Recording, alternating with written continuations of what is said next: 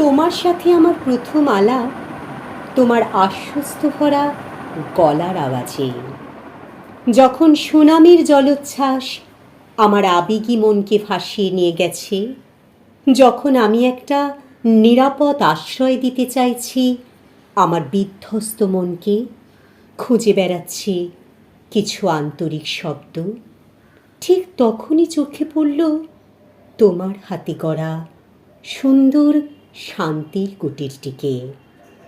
প্রথমে অবজ্ঞা করে চলে গেলেও আত্মার টানে প্রবেশ করি তোমার কুটিরে।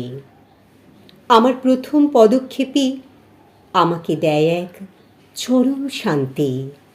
এরপর থেকে প্রতিদিন সকাল দুপুর সন্ধে আমার মনকে টেনে নিয়ে যায় এই শান্তির নীড়।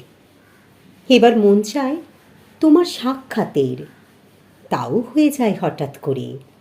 এই সাক্ষাৎ দেয় আরও বেশি তৃপ্তি, নিজের কাউকে ফিরে পাওয়ার আনন্দ।